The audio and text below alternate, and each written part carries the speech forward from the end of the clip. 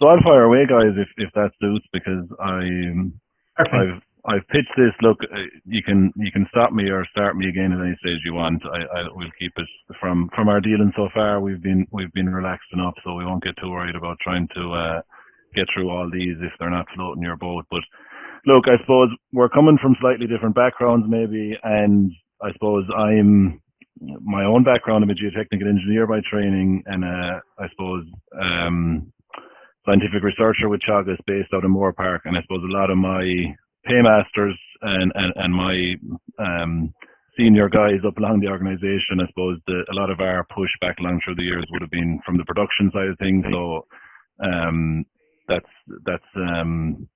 I suppose to hold my hands up in that regard. I don't claim to be a full time environmentalist, but we've come, I suppose, from different angles to this, and it's very clear now in terms of the pushes we're getting in terms of the from the Department of Agriculture. As you see the logo there in the top left, is funding this project and a number of other projects. Ourselves in Teagasc and NUIG, who are partners in this.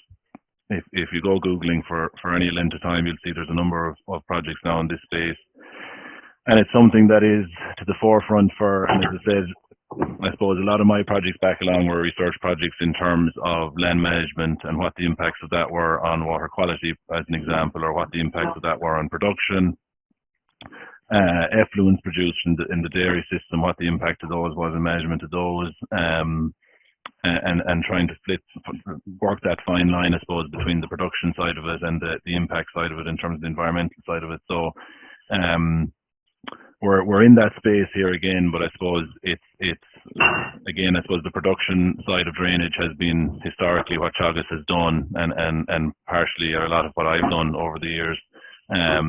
So I suppose that we're seeing exactly what's required now in terms of the management of these organic soils and what that's going to look like. So as researchers, I suppose we're practical people, and the questions are being asked, how is this all going to work? And we're kind of raising our hands and saying we could fit into that space, because it's soils, it's hydrology, and it's the management of those. So that's where the general background stuff is coming from. But the first slide, which won't open for me, is this one. If you can see that. And this, look, you've seen versions of this, but again, if I'm starting to bore you now, as I said, move me on. But this from the Department of Ag, or from the agricultural side of the house.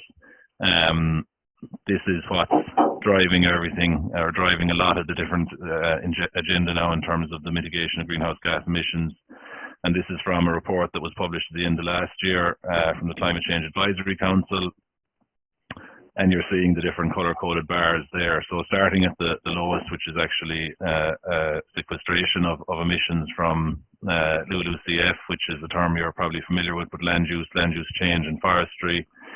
In the green color there, the light green color, waste streams producing emissions of the order of about 1 on the scale on the left-hand side, and you see those climbing quite rapidly. But you see the red bar there, to cut to the chase, is agriculture.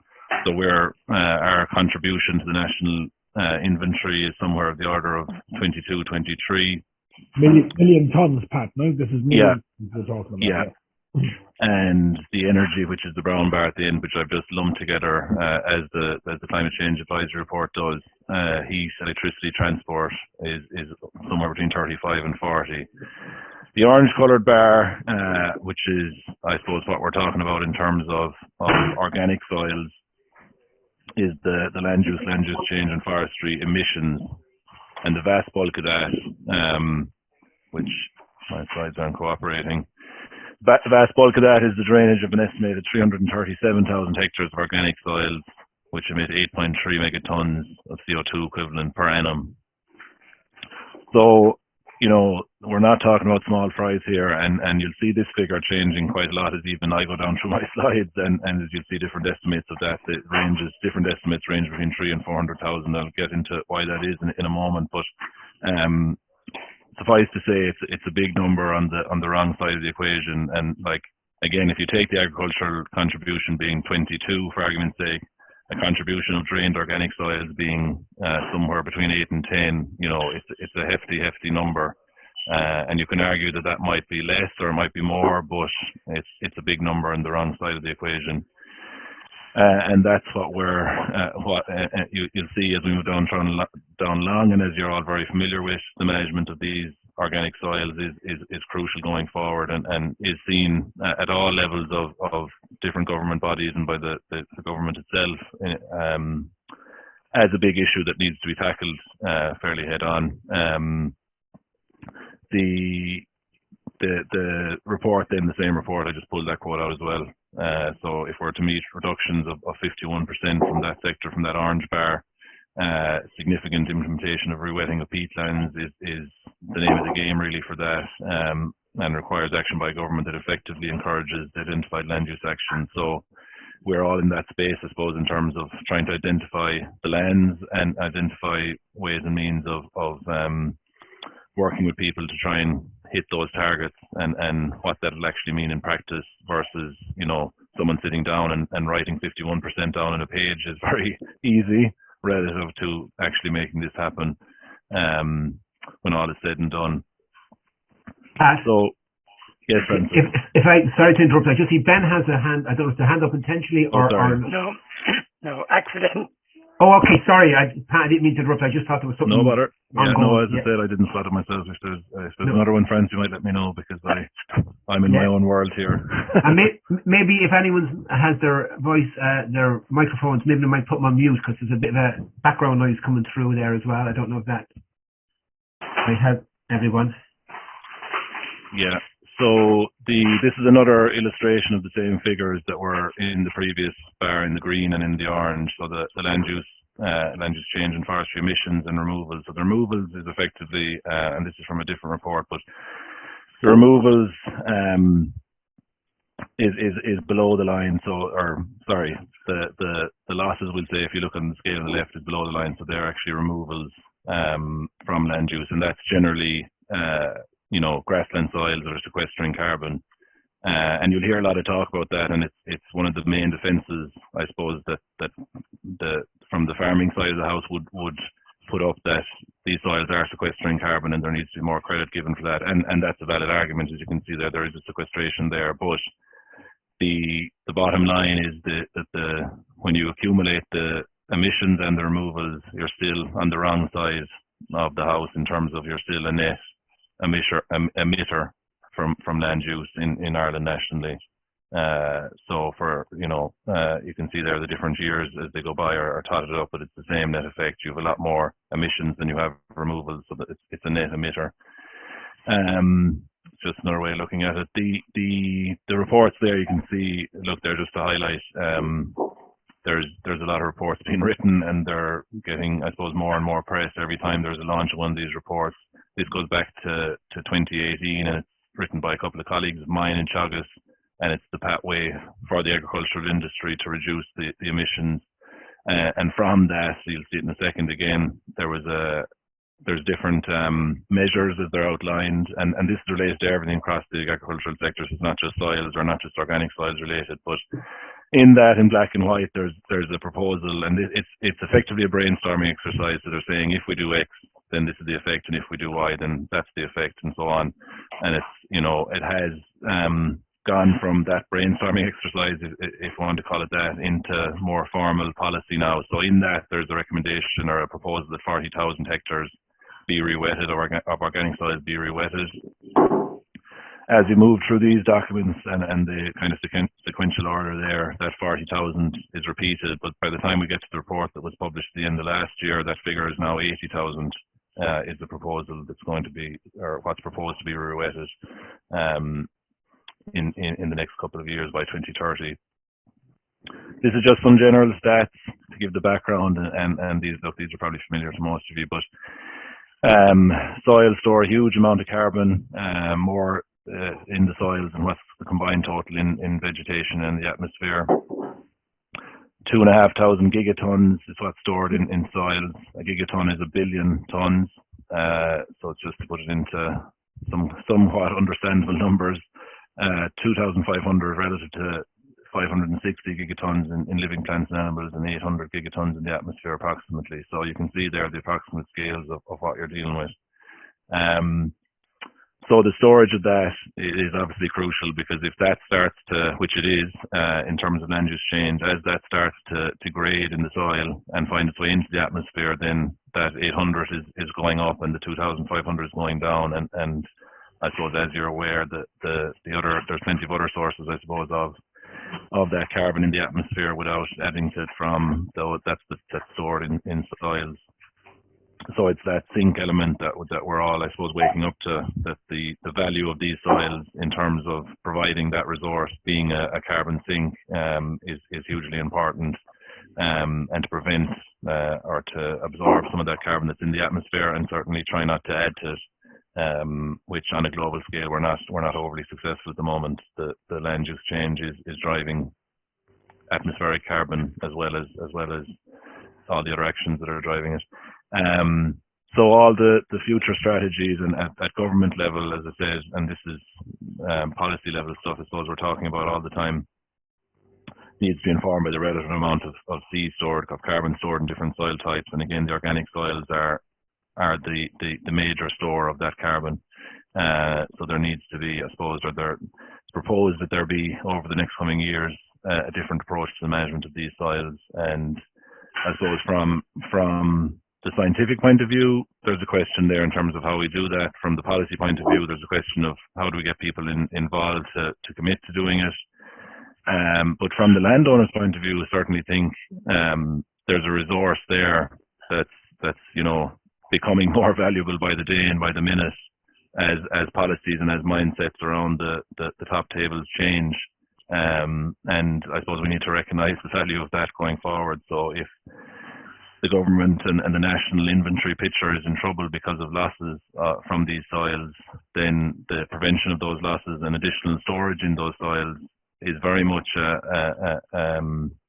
something that people are chasing, and something that, as I said, the value of is going up by the minute and by the day. So it's something we need to be aware of. And it's where I see the debate going forward. And look, we're supposed trying to inform policy. We're not deciding it, but once people start to realise or see what value is in these soils, and where the government or the national policy is pushing the landowners of these soils, then it's very clear that there's a demand for different management of these soils, and the landowners in every respect hold the cards in terms of how this is going to fall and what value of it is seen by the landowners. So look, that's where the debate is going at the moment.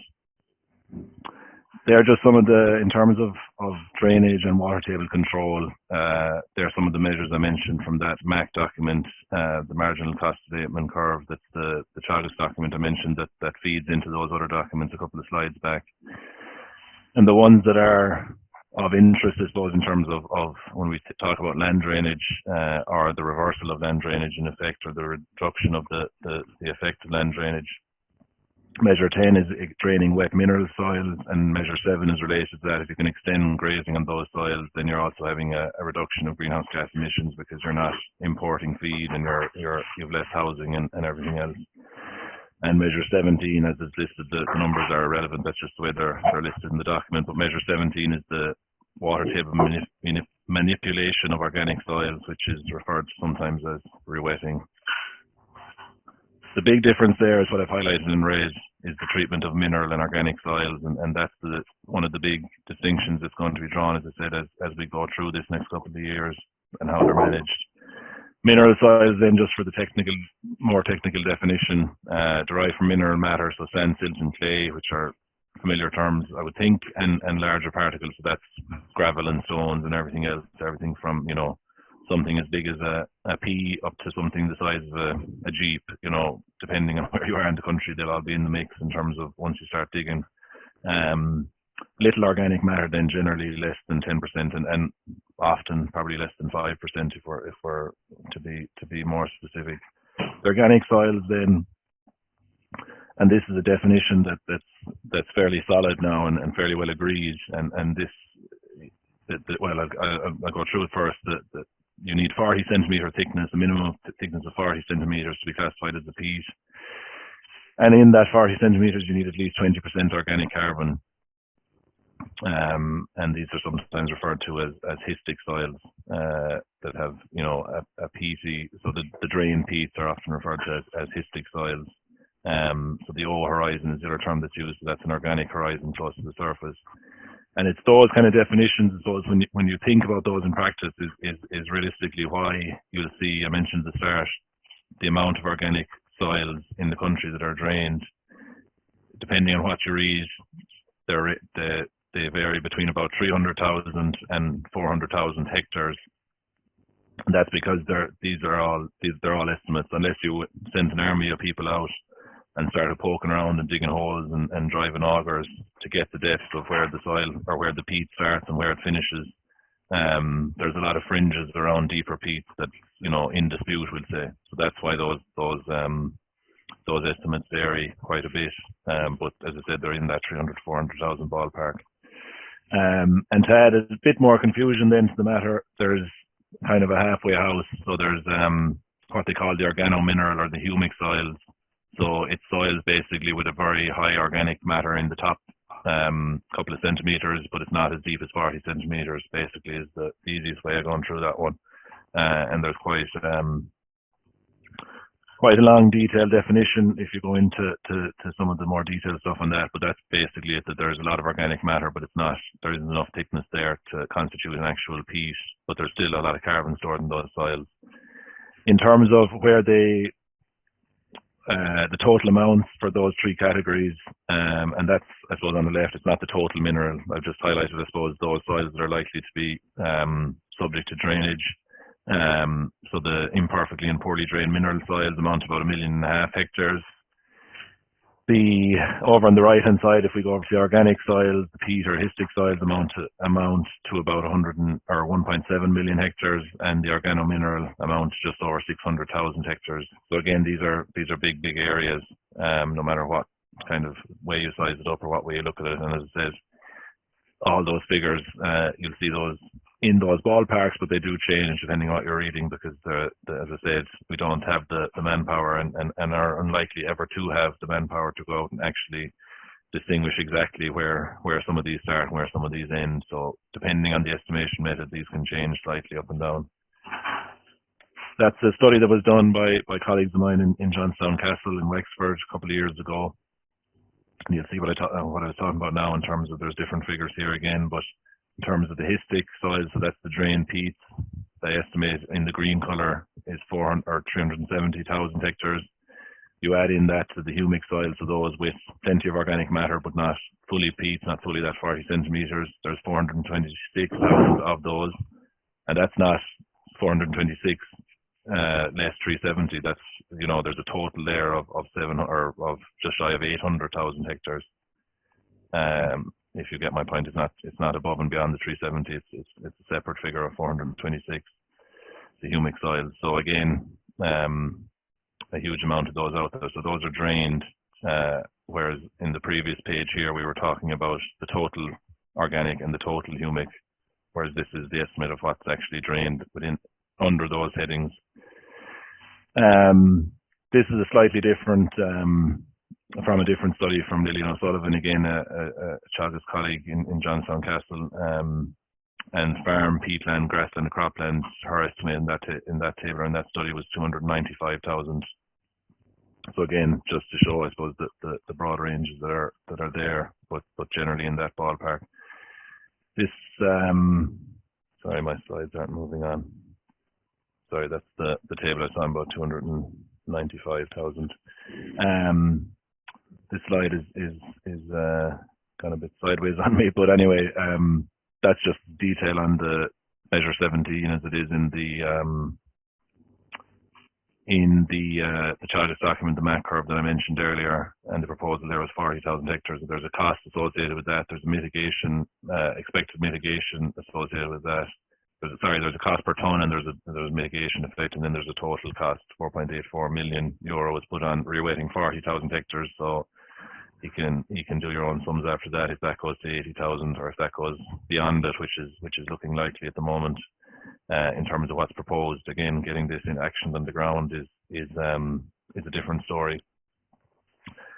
So that's the general picture, okay, and that's the way I would see it. And look, I'm sure you're familiar with a lot of those figures, but I suppose it's to highlight the general background, and it's also to highlight the fact that there's a lot of broad brushstrokes in this game, and there tends to be, or has tended to be, an approach where, you know, to come up with national inventories, you're taking a very broad brushstroke, you're taking, you know, huge swathes of the country and categorizing them into different soil types, and then putting a figure like 40,000 or 80,000 rewetted on it and saying that this is the net effect. Whereas, you know, I work in terms of soil hydrology and in terms of management of soils, and look, any of you that are there dealing with these types of soils, you're very familiar with the concept that you don't need me necessarily to say it, but you know, the management of soils is not a one-size-fits-all approach, and there is no approach available to us that will flick a switch and result in 80,000 hectares of land, whatever part of the country we want to talk about,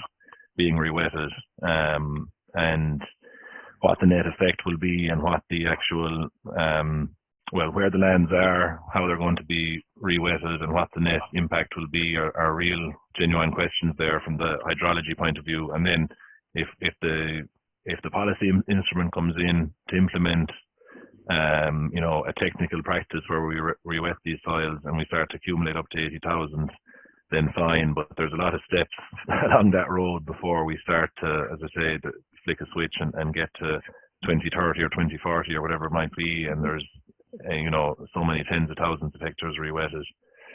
And the other side of it is I suppose the historical aim of managing these types of soils has been, you know, to push towards draining this type of ground and push towards production function. We want to look at the soil functions in terms of pushing that for food production. So that there's also that mindset change, I suppose, that we need to think about and need to be very respectful of, really, in terms of there's been generations and a lot of investment over the years put into draining these lands, and it's not just, even if you had a technical solution in the morning, there's not necessarily, in all cases, there's not necessarily a huge push in terms of do we really want to jump on this idea, you know? So again, that comes back to what the policy is going to look like around this.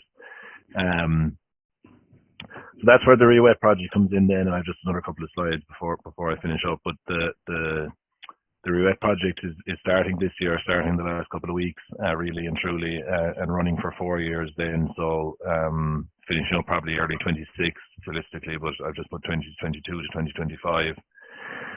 And as I said, we're funded by the Department of Agriculture as a research project. Myself and Owen Fenton are the two Teagasc people leading the project, and then we're tied in with Eve Daly and Mark Healy in NUIG, who are partners on the project. And we've been out and about, as Francis and Doug have probably mentioned, in terms of looking at some sites and looking at where we're looking at similar objectives in terms of what answering these questions, how we go about rewetting these soils, and what the effect will be. But I've covered that. The first point, permanent grassland on drained carbon-rich soils amounts to about 300,000 to 400,000 hectares, depending on who you want to believe. There is a huge recognition now in terms of the value of such soils to provide other services, and by that I mean other than providing grassland and providing food production related to carbon storage and related to sequestration. And the key, I suppose, lever in our armor in terms of, or in the toolbox, is to, if we're going to impact on carbon storage and sequestration in these soils, it's to manipulate the water table. And the most appropriate way to do that is to look at what the drainage is, what the artificial drainage is already, be they open drains or be they field drains, and look at undermining those or doing something to slow the flow of water from those drains. And that's the space we're in terms of we're looking at the hydrology of this. So the bottom bullet points there is the information, as I see it, that we're lacking, where these works would be appropriate and where they would be feasible, how those works would actually happen in practice, in terms of the actual physical act of undermining those drains, what the net benefit would be, because again, there's a lot of assumptions and estimations going on in the background here. And look, a lot of very valid assumptions and very educated estimates, but you know, again, in practical terms, in a real life scenario, I suppose. How do we see this benefiting, or what do we see the net benefit actually being? And a big one from the landowner's point of view, again, is what the implications are going to be for the surrounding landscape. So depending on the lay of the land, and depending on, you know, where the farm boundaries extend to, and even within someone's land, you know, if we were to re-wet or to block drains in a certain part of the farm, that might be okay, or that might be reasonable. But if that's going to have an impact upstream on you know, another part of the farm, then that mightn't be all that appealing within someone's farm boundary, and then you're into another level of concern if you're crossing over boundaries, and if the drains that are being undermined are relieving water, or carrying relieving ground that's uphill or upstream from where the land is. So there's a lot of questions around those issues. So the objectives then are going to answer those queries, really, or that's what we're aiming at this stage of the game. To establish the suitability of lands for rewetting, identify the optimum locations for rewetting efforts, and like a lot of this stuff, seeing and doing is where you find out what's working and what's not. And there's a lot of talking done, I suppose, and it's probably time for action now in terms of trying out different ways and means of going about the rewetting efforts, and seeing how that actually has an effect on the ground. Identifying artificial drainage features, you know, where they are they there at all, how prevalent they are, what the extent of them is, how well are they working or not working, and then try and see what the best methods are to undermine those drains. And we talk about rewetting, the actual practice of rewetting, on each individual basis, and the work that we've seen in different parts of the country and the work that's going on in different parts of the world. You know, on each individual drain, be it a field drain or an open drain, these things are relatively simple. You're putting in a dam, or you're putting in something to block the flow of water. But over a field area, over a landscape, you know, from a hydrology point of view, you might think you're blocking the outflow of water, and you are in one particular location, but, you know, water being water, it's gonna, if it's following a certain route, or if there's a relief from that site in different areas or different sides of the field, you know, it might be just as easily finding its way out in another area, or finding its way somewhere over that land area where it's kind of playing a bit of a trick in terms of finding a new way to relieve that water and for water to flow out of that area. So it's likely to take about, you know, a couple of steps, or a staged effort to try and fully block up or slow down that water, you know, and to actually raise the water table is the ultimate aim, obviously. And when you look at the IPCC definitions and the emission factors, once you're consistently below 30 centimeters water table depth, it's considered rewetted.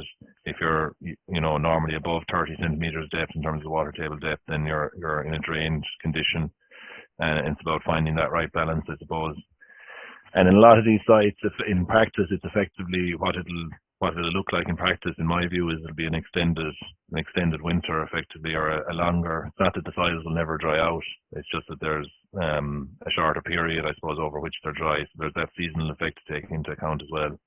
Because again, the guys who talk about raising the water table on these sites in the 80,000 hectares talk about, you know, bang bang, go from 40 centimeters, 50 centimeters a meter water table depth up to the surface, and as if the water table, or the position of the water table, is a flat line, whereas, you know, that's not realistic. That changes every day of the week, every couple of minutes. That's moving up or down depending on the weather conditions. And, you know, I could pull out loggers or data from loggers there, and again, it's probably something a lot of you have seen in terms of the movement of the groundwater table throughout the year. It's never sitting solid or flatlining, if you want to look at it that way. So there's seasonal effects to tie in with the actual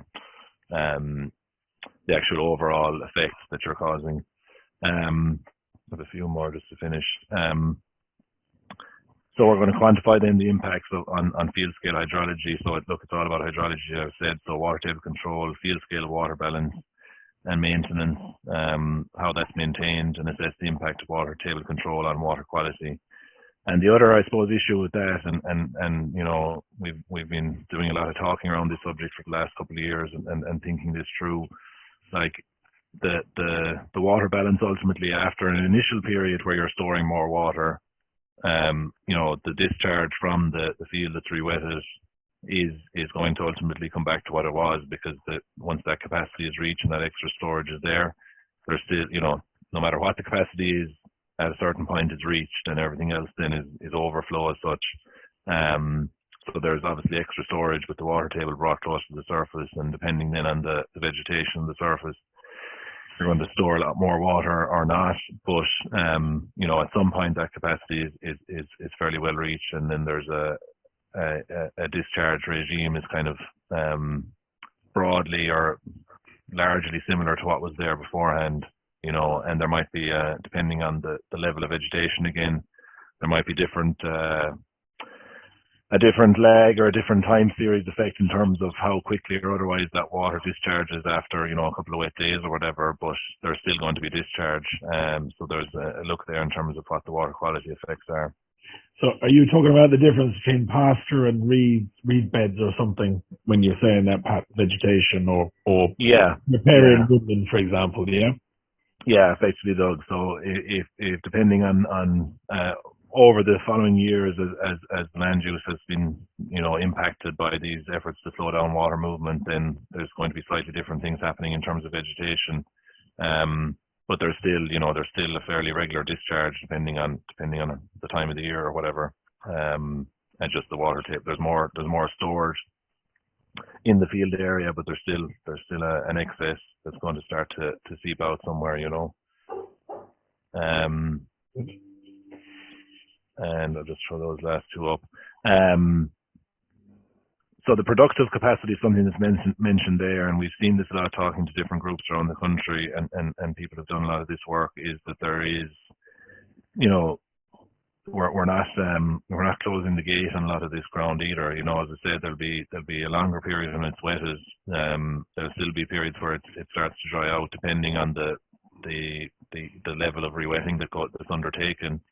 But, you know, there'll still be opportunities there in terms of the management of those soils, in terms of the use of those soils, in terms of productive capacity can still be retained to certain, you know, again, depending on the degree of re-wetting and depending on the year in question. If you've got a summer like 2018, there's still going to be a level of drying. If you've got a summer like 2012, you know, then that's not going to be, it's going to be a different regime.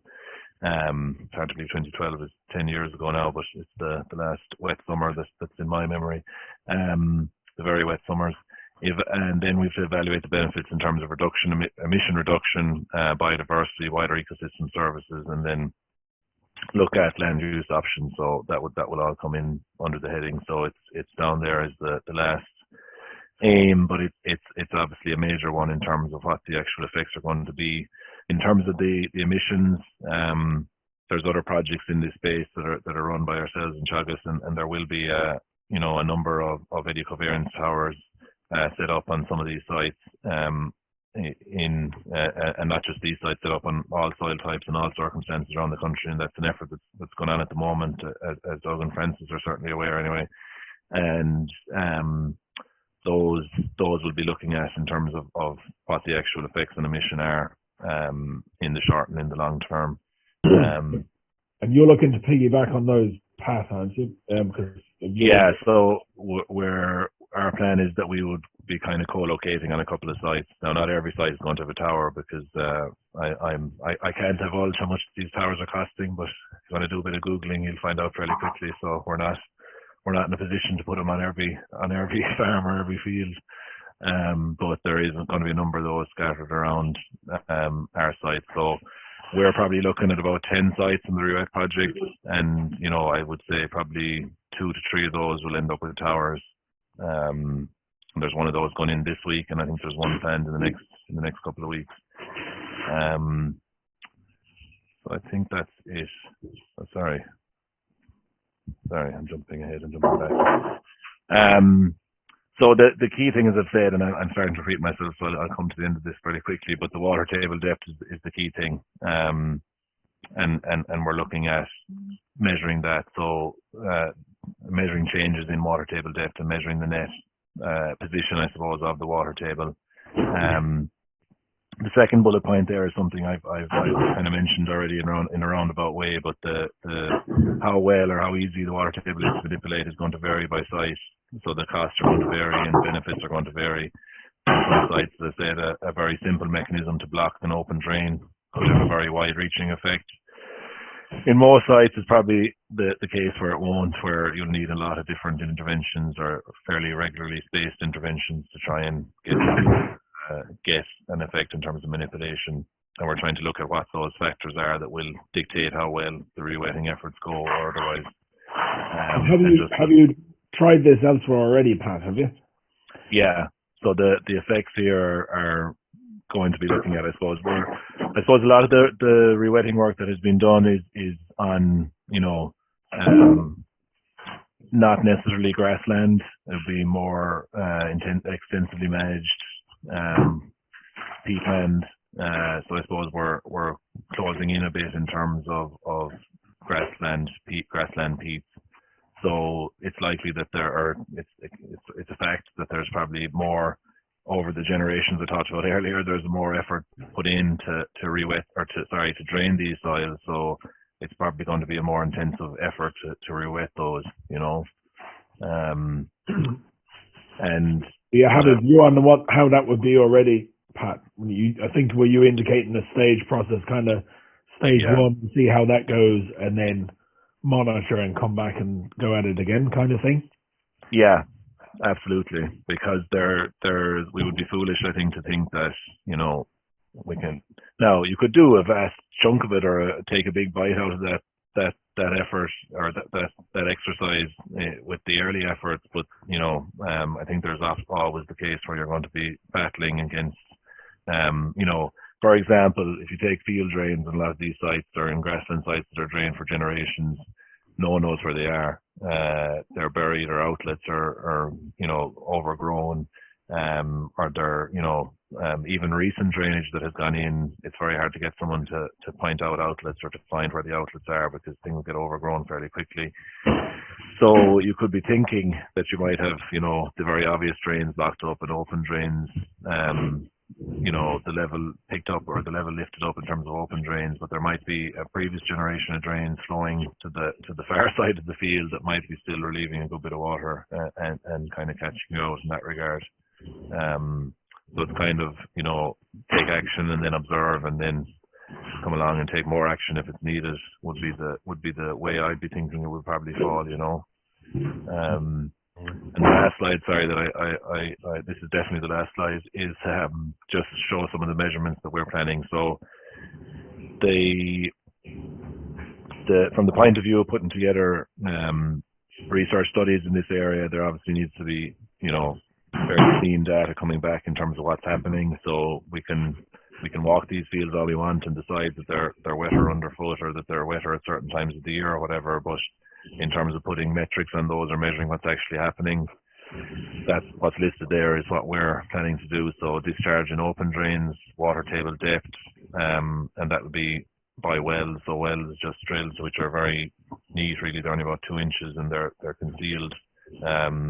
That you wouldn't even walking across the grassland field, you wouldn't be aware they're there unless they're pointed out to you. Same with soil moisture probes, looking at soil moisture profiles, in the soil. Water quality, so we have sondes that can be placed in drains. Again, they're expensive bits of kit, so we won't necessarily have one of those for every site. We'll have some that we can plug and play at different sites and move around, and rainfall and weather, just to look at what's falling over a given season or over a given week or over a given day, and see where is that resulting in a change in water table depth or a change in discharge or a change in soil moisture or what have you. So you're trying to pull together all the elements that you can measure and hope that you get a clear enough picture then in terms of what's happening in terms of water balances.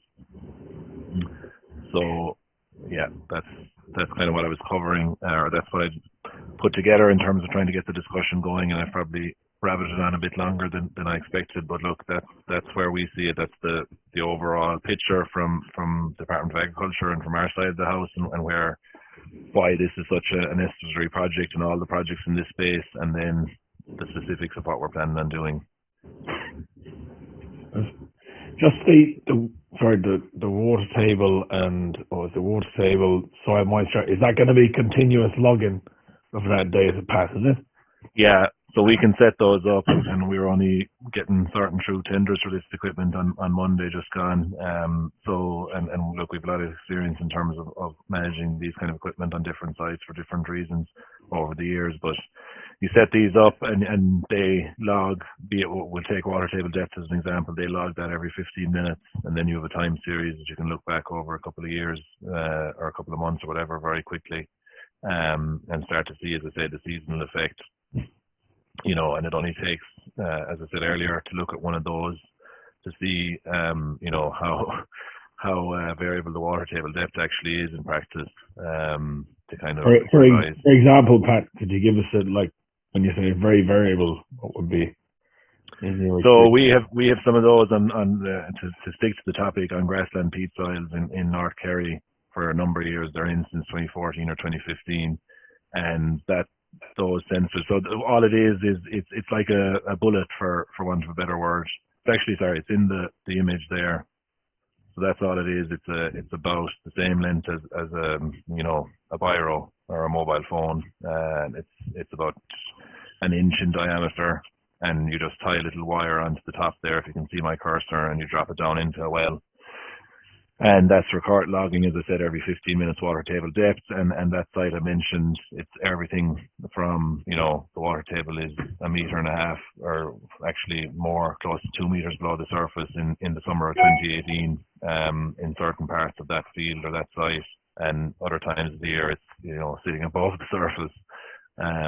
So you have a huge variability in terms of what that looks like over the course of whatever about any given year, depending on the weather. But over the course of a couple of years, you start to see huge variability, and it might be short-lived. It might get down to 1.5 meters depth, for 3 days in the year, but it does happen. And that's a re-wetted site, isn't it, Pat? That was a drain site. Oh, a drain site, yeah. Mm. But even there's an equivalent undrained, would say, control at the other side of that ditch in the same soil type, and it's actually I dug this out earlier. It's actually that site that's there on the left hand side of that image. But even on the site that was never touched in terms of drains, there's a large variability there. It doesn't get as deep for obvious reasons, but yes, it does vary quite a bit. And that's actually the image I included, and I should have included maybe later on, is showing that flow discharge. So it shows the kind of data you're getting. You're getting continuous data readouts out of, it's a particular flow meter that we use on some of the sites there, looking at discharge in the middle diagram there. So as I said, it's continuous data. Once you get this gear set up, it runs and runs and runs, and they're very clever bits of kit in that they have a long battery life, and they just sit there, and you pull them out every so often and download the data and sit them back in again, and sitting at the comfort of your desk, then looking at the data instead of going out dipping wells and like the good old days.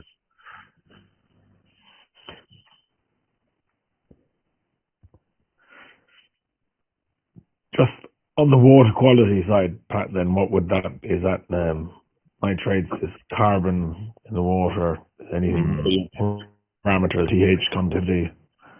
Yeah, so it would be kind of a broad church of parameters, but yeah, the carbon side of it is obviously important, and in terms of then nutrient loss and sediment loss. So that's more our own side of the house, but there would be, a view in terms of phosphorus, in terms of nitrogen, and in terms of sediment, in terms of carbon loss, and seeing what the effects would be given the change in the water table depth. Mm-hmm. Good. So I put everyone to sleep, have I? No. Thanks, Pat. Very interesting. Yeah. What, Pat? Not that you would have an answer to this, but overall, with the climate change, the way it's been spoken of, we're expecting kind of drier climates or warmer climates. And then they say that doesn't necessarily mean drier. It could be just a wetter. Have you seen any data? Have you any information in relation to how that has changed in the most recent decade? Even have you? Yeah, like if you sit down with the long and Met Air, in fairness, a very long term data there, and if you sit down and start to look at trends over the last couple of years, and there's a study that myself and Owen published in 2018, I think, looking at drainage systems on grassland soils and how they were working, and similar kind of metrics as we're looking at there in terms of water table depth and stuff.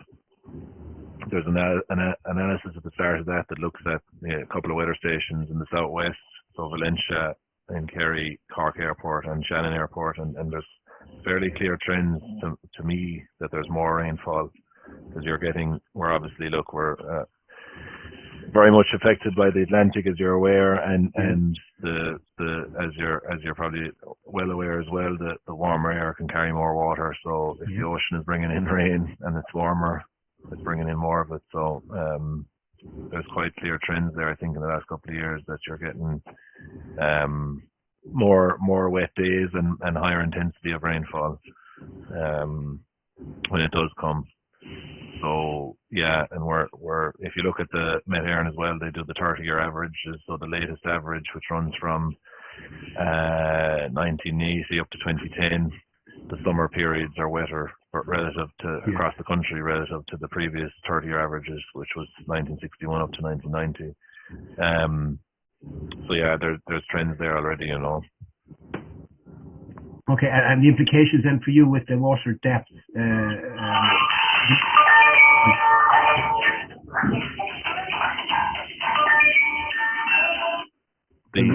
By raising the water table up to a certain level below.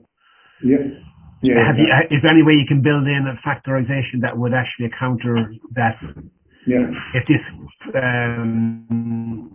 continues, how that would, the water level, or how would you manage the water table after that? Would it be like a more release over period, or? Yeah, we see again no matter where you engineer the water table to be, there's a certain level of rainfall above which you're getting a discharge. Sorry, Pat, I think if you're the host, you can mute if there's background noise. You should be able to use the three dots and forcibly mute because it's kind of over. Mute my audio. No, I don't want to do. No, on the where the noise be coming from. Do you know what I mean? Mute. Yeah, I know what you mean. I used to be able to mute everyone. Yeah, can't remember. There we go. Participants mute all. There we go. Yeah. So I've muted you all there, so you can still hear me, I think. So yeah, so above a certain level, as I said, sorry. So wherever you engineer the water table to be, and this is the engineer coming out maybe, and I'm oversimplifying this at times, but there's a level beyond that then where you're getting a discharge. So the discharge will increase. In the grand scheme of things, the water table doesn't actually change. It might be higher for longer, it might be closer to the surface for more extended periods, but you can't really the final resting position, which is an absurd way to put it after what I just told you about how it moves around, but we'll say the median resting position is the same. Okay, so it could be wetter for longer periods then, as you're saying, and will that have effect on grazing? If there's more rainfall, it will be wetter for longer, and the discharge will increase.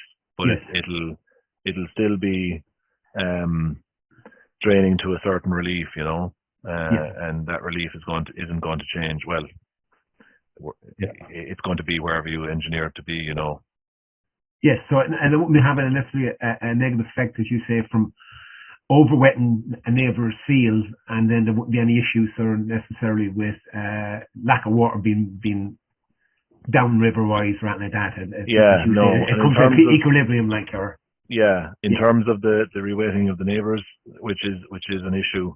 Yes. Or an issue of concern, I suppose. That's very much dependent on the lay of the land and where water levels are relative to different parcels of land. Yes. So there is that question in terms of, in a relatively flat landscape, you're going to have a wider effect. Yes. versus a more slope landscape, to put it in very simple terms. And depending on, stuff that's very site specific and very localized, that will have a different effect, Yes. That's all part of the survey process, I presume, Pat. You're looking at those factors, and you can basically make a judgment call as to whether you're going to be impacting. Exactly, yeah. Would it be a desirable effect to, I won't say sluice gate the blockage of drains, outfeed drains, or is it just a case of block and unblock then if the effect is over holding the water level, or what's the... Like in an ideal world, Yeah. it would be a matter of just raising the water table level in open drains, and letting that effect feed back up through the network. Yes. But as I said, I don't think it's necessarily going to be that simple in terms of with the levels, and depending on the topography and depending on everything else. Yeah. So it's, there's sites there now that are probably, deemed to be relatively straightforward to re-wet, and they won't be. And there's other sites then that we'd probably run a mile from, whereas if you actually get into the nitty gritty of where the water is going and how it's exiting and what's actually controlling the water table, they mightn't be the worst to manage, Yeah, I get you. Yeah. And there's big, as I said, there's generations of work done to relieve water for these, so it's blocking up a few parcels here and there. It's Yes. It's relatively minor. Depending on the landowner's position or what their general policy is, or as I said, where the policy goes with all this, and what value is given to all this. As I said, I see the value of this going up by the minute, but it's a change in mindset really that's going to take a while, Yeah, and it's definitely a work in progress then throughout that period that you set out there, 22 to 25 as well. Absolutely, yeah. All these things, as I said, that the policymakers, as I said, like stuff to be in neat boxes and say we'll do this by this date. But in practice, no, we're not in a position to even start thinking about the numbers of hectares they're talking about. Really, Yes. Look, it's a paper exercise, and look, that obviously you understand that has its place, but in terms of making it happen in practice, it's a different day's work. Would you have, or would you envision, Pat, you were saying about 10 sites, so I presume they're all going to be as variable as possible. So ideally at the end of that process, you're going to say that'll be 10 sites that would be representative of 100,000 hectares of land that you can then roll out. You have the template when it's this type of field. This is the best approach. Yeah, you'd envision the end, I suppose one of the end outputs we would see is exactly that there would be, some kind of decision support that would say if there is people interested or landowners interested in this process or in this exercise, that, there would be kind of nearly a flow diagram even to say, what's going to work, what are the factors that kind of would steer you towards selecting a site, and what's the best way to approach that site then, and if that site is appropriate or not, I suppose, first of all, and then what's the most appropriate way to try and manage it after that. So you're right, Doug, exactly, that you'd have a variety there, that you try and pick up you pick up those issues across your selection of sites, and try and look for kind of awkward sites that would have us scratching our head for a while, really and truly, instead of something that's very straightforward looking on the surface. So, and would an awkward site is heavily sloped or? Yeah, any of those different factors, or a bit of heterogeneity, or different depths of organic soils maybe, or different intensities of field drainage or open drainage, or any of those different aspects. And in terms of the drain blocking, because we were looking at some of them together, so is it would you start at the end where they're coming out into the ditch or into the river, or at some point would you be coming to intersect the drain in the middle of the fields, for example? That'd be something you'd envision? No, I think it'd be more likely at the outlets as definitely as a starting point, and seeing if where the water starts navigating to then, and if you can raise the water table, the outfall level in the open drains, there's less of a relief provided, so you're not getting that head of water falling. The pressure is going to be reduced as well. We'll say. So you're trying to tie those two together, that the outfall isn't there, the capacity isn't there in the outfall, and the drain itself doesn't have the capacity. Okay. Right. So we'll have to watch this space. And you were saying, so we were looking at what, four sites maybe. So in terms of the farm on the farm carbon program. So. Absolutely, yeah. And look, we've been to a few already, and look, we'll be to a few again soon, hopefully. From what we're discussing the last couple of weeks, so it's a matter then of just cutting our claws, after that. Very good. And the win-win, as you say, Pat, is the carbon retention and the water quality, and everything that goes with that as well. Yeah, as well as there's biodiversity, and there's flood relief stuff as well. That you have that buffering capacity. There's a number of different benefits. And as I said, like these are benefits that society at large is asking for, and the people who hold the cards are the landowners. So it's it'll be interesting to see where the policy goes in terms of putting an appropriate value on all this. And it talked as well about wildfire management as well. I saw at the weekend there was an orange level alert for fires, actually, forest fires or whatnot, the risk of it, just with that recent spell of dry weather in March, believe it or not. So, we're heading towards different type of weather. All these things will have a part to play in it, even though, as you say, wetter summers, but however. Yeah, well, the last couple of years has seen, from my point of view, and this is just an anecdotal kind of observation, that we've tended towards extended wet periods and then extended dry periods. Yes, that point. Yes, great point. This time 2 years ago we had the same in the first lockdown. We had 8 weeks there of very dry weather in March and April, and you've periods then. Actually, most of the last 2 years have been relatively dry, but if you go back to the last couple of years before that, you had very wet winters, and then followed by very dry summers, and strange periods where you, like that period 2 years ago where you got extended periods without rain. Yes. No, brilliant, absolutely fantastic. I don't talk about the questions, Francie. Do you want to? Yes, I was going to open it up to anyone who just whether we just look at all the names and call out whether anyone wants to ask a question directly. Stella or Jemina or James, anyone has a question, or Catherine. We're really putting the spot there, aren't we? Hello, Stella. You were too quiet for us. I don't know what kind of reputation I've given myself. Forgot myself. You go ahead. No, I don't have any questions. I thought it was interesting. Thank you. Great. It's been excellent. All right, it's very informative. So sorry, this is John here. If you can hear me. Go ahead, John. How are you? Just a question on I trained as a farm manager years ago, so it's about the money. But you have a figure there, Pat, of 10.9 euros per ton of CO2 in one of the slides. I was wondering where is that coming from, or what's the relationship with that? Because what you're doing is it's very good. It's an interesting presentation, but I'm thinking at the end of the day, what's the you talk about net benefit and stuff, how's all this going to be paid for, and where does 10 euros per ton of CO2 sounds very low? You normally hear figures, 30, 40 tons in the future. It could be, euros per ton in the future, higher. So the 10.9 is very low. It depends when at what point the trading of credit starts to come into agriculture or into land use. But 10 is low. That figure is from the MAC document that I spoke about. That was the first real document that proposed that put an official figure on what was going to be rewetted. So that's the issue, that's there in the UK at the moment. I think there's a figure of, I saw recently 417 or 427, I think, pounds per hectare on rewetted organic soils.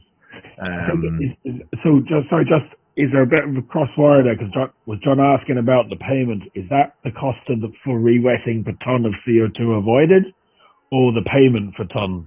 I don't think there's any decision on the payment yet. No, there isn't a decision on payment, and the Department of Agriculture are very slow to come out with an answer to that, because they're still trying to pitch it at a rate that'll entice enough people in, I suppose. And there's a lot of discussions going on, and there's discussions that I'm involved with tomorrow evening again on this to try and see where this is going to end up, because it's a live discussion, I suppose, John, is the short answer. And the bottom line is, and that's what I'm hinting at there a couple of times, like there is a big value here in terms of what if this function in terms of being grassland is achieved, or a change in function of these soils, or additional functions being made available. You know, that's hot property at the moment and getting hotter by the day. So the various different bodies out there are starting to recognise that, but need to certainly recognise that in terms of the value. So if they want, if the government wants, if the policy wants to get 80,000 or 90,000 or 100,000 hectares re-wetted, they're going to have to put that payment at a level that will entice landowners of those 80,000 hectares to subscribe to a programme along those lines. And they're going to have to put money, I would suggest, towards the actual physical work of re-wetting, you know, the actual nuts and bolts stuff.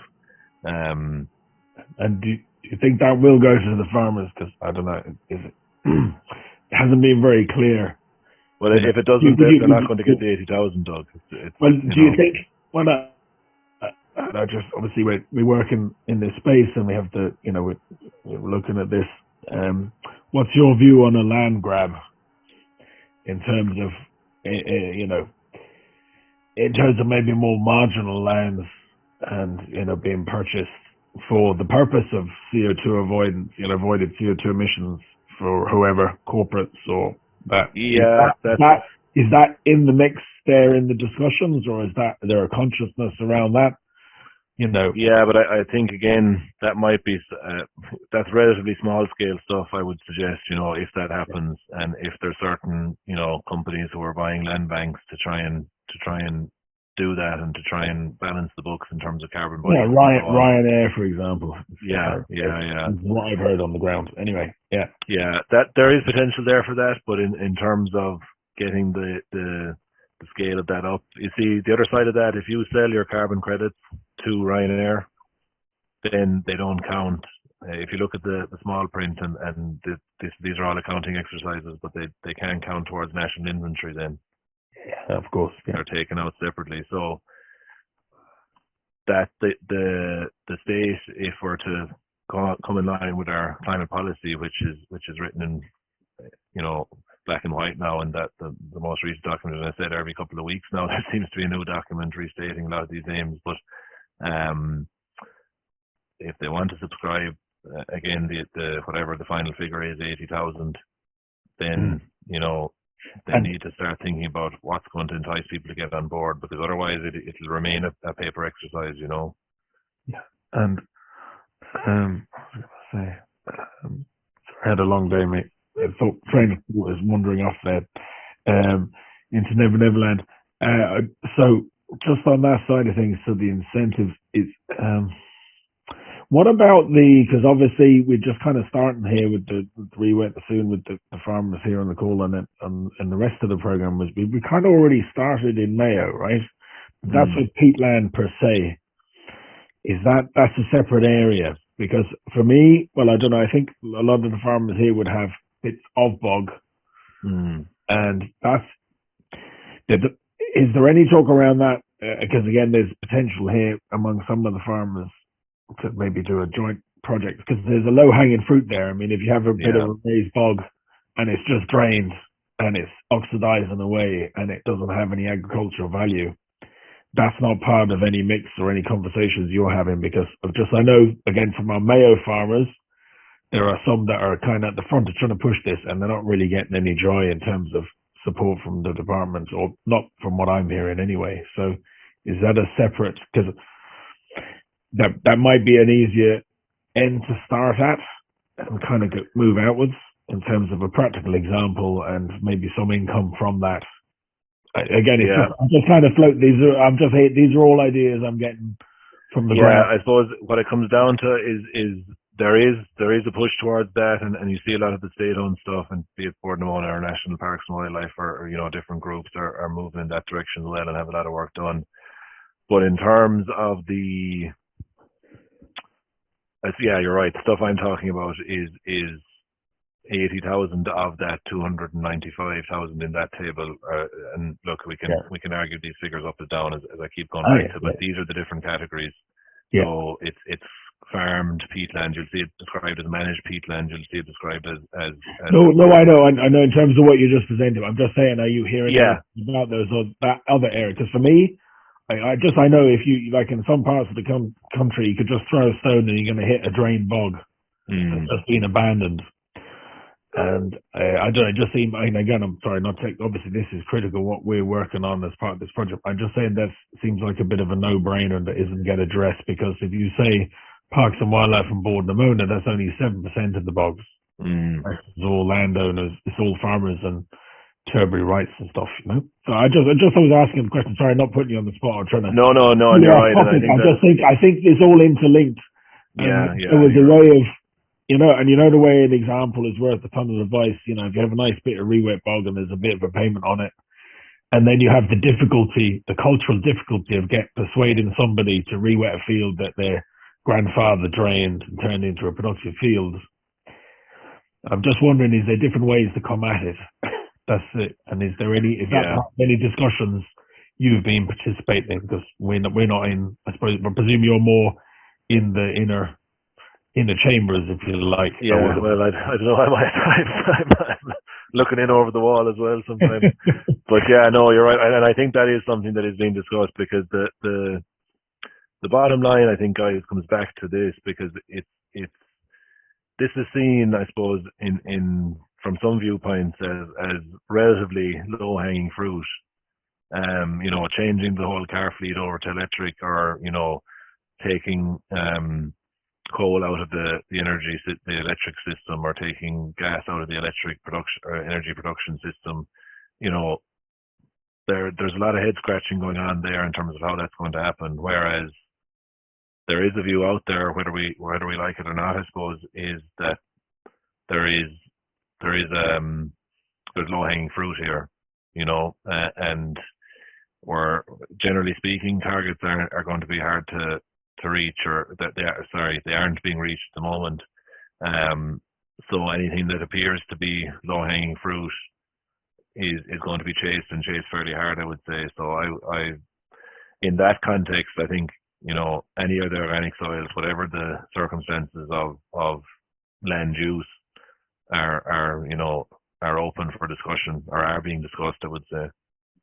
And just to come back to John's question, because I think your figure was about the re-wetting costs, and I think John's question was about the payment per ton of avoided CO2 for re-wetted fields.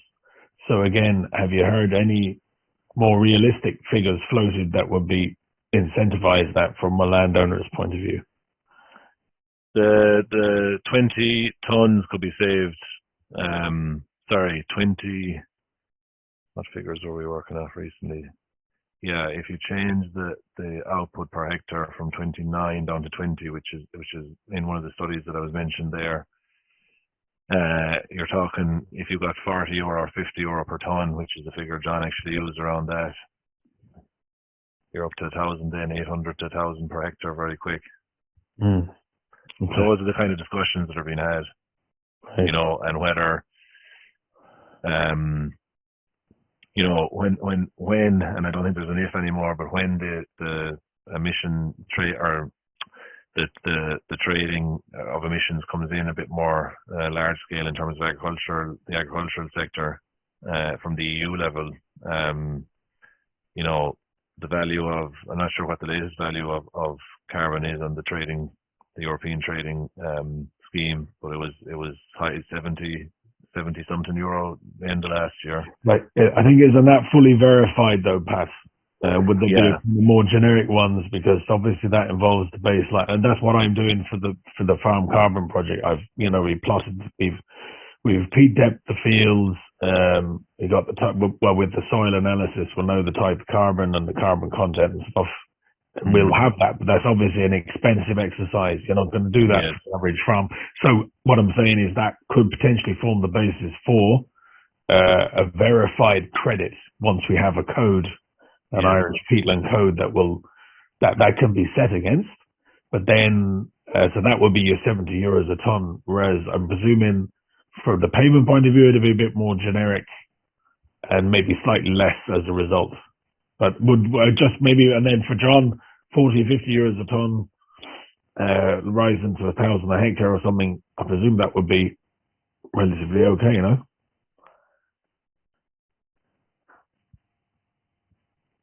Yeah, I think that's the debate that has to be had. I think, like, you know, there as I keep coming back to, there's a big value to be had here, you know, in these types of areas. If the right if the hand of cards is played accordingly. Well, I'll keep pushing for it anyway.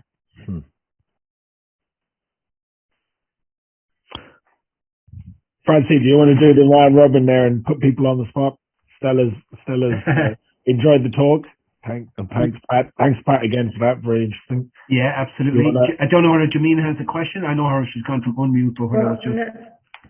no, I just turned on because I think Pat said that the UK you thought you'd heard was 427 pounds. That's presumably an acre, not a hectare, is it? I think it was a hectare figure I saw. It was just something I happened across the other day, so I'm not 100% sure on that. Yeah, well, I mean that's 500 euros anyway, so it's not bad, as you say. They're probably getting there to form a European or an Irish peatland code, because the bottom line is to begin this project to get people on board, and with the risk of upsetting our neighbours, as you say, with overflows and heavy rainfall. It's going to take about 5 years, isn't it, to get this thing established. Good. In terms of the timescale for this project, it's 4 years. Yeah, exactly. It's going to take them 4 years, isn't it? Yeah. And as you say, the department's keeping quiet, I think, as well. They don't want to commit themselves until you've done more research. Yeah, correct. Yeah, and that's it'll be, you see, these things tend to be the case that until we don't know anything, and then it all comes out of the blue, so to speak. But you know, it can happen. You need interested parties. Yeah, at the end of the day, Ryanair, if they're starting to do this wonderful land grab, it'll probably wake people up too. Because historically, it's all these vulture funds buy these things, isn't it? So that needs to be avoided. It's our Bob. Yeah, ideally, yes, yeah. Yeah, and they are moving around. Yeah, they are moving. They are sniffing things out. Oh, they do. They're in early these. And you did mention one thing: flood limitation would be a benefit, but the word fire break came up. I remember a bad fire 50 years ago on the bog where we're concerned, John and myself. Fire breaks, surely if you have really creating this drained bog is also a fire break in many ways, isn't it? Between that and forestry and whatever.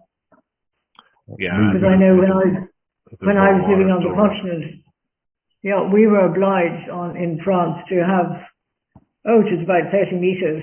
You know, you had to have from one neighbor to the next. They were insisting we had fire breaks because of these hot summers that started 20 years ago. And surely that's another important issue. Yeah, absolutely. If there's more water stored, then they're not less inclined to be a hazard. I think, just on that point of view, the bogs in their drain state are a significant fire risk. They are a fire risk. Yeah. Yeah. So the only insulation as things get warmer is to re-wet them. That's the only way of stop. Because, you know, whatever about a drain bog might be releasing 2 to 15 tons of carbon dioxide per hectare per year. you get a fire take hold, it might dump 500 tons of CO2 into the air per hectare for a brief time. Exactly. So by re-wetting, we are creating fire breaks. Particularly if there's a lot of neighbours involved, you'll have a good length, won't you? Doug, you know the bog we're talking about. It goes, what's the length of it? 4 miles, 2 miles, 3 miles? I haven't been the whole way around. I will get. But I mean, it's big. Yeah, it's big. It's a lot. It's the length of the road from one crossroad to the next, so it's a pretty good fire break if it's going to be re-wetted. Yep. Yes. Absolutely. Good. Okay. Thank you. Thanks, Jemina. Anybody else? Or will we call it closed proceedings? We wanted to be informative, but we don't want to keep people too long after a busy and a hard day's work. And speaking of wedding, we're off to do a little one in Mayo tomorrow, Francis. Oh yeah, pull out the PR there, Doug. Go for it. We're going to have as many shovels we need and people to use those shovels in Lackaduff Bog in Mayo tomorrow morning in association with our partner, CISC. We have volunteers working up ourselves as part of GRI. I'm part way up here in Galway at the moment. Don't think I'll be able to make that commute, sorry. From Costa Rica, I think Ryanair are running special. Might be a bit far to make it by the morning. Okay. We'll give you more advance notice next time. We hope you'll be there first. Yeah. And again, just to say, Jemina, so I think I had mentioned I've spoken to Zisk about your bog, so that they are very interested, volunteer-wise anyway. So anyway, it's on the agenda. We're getting there. Okay, shall we? Yeah, we can close down and say thanks very, very much to Pat. Thanks. Really appreciate that. Thank you, Pat, very much. Thank you, Francie. No, you're most welcome, Jemina, and John as well, and anyone who's joined. And as I say, we had a busy day ourselves. We weren't able to put the last round of calls in, but thank you for the turnout by everyone. And we have this recorded, so we'll send this out again subsequently as well. Very good. Thanks, everyone. Thank you. Thanks, guys. Thanks, everyone. Bye-bye. Good night. Thank you so much. Bye-bye. Bye.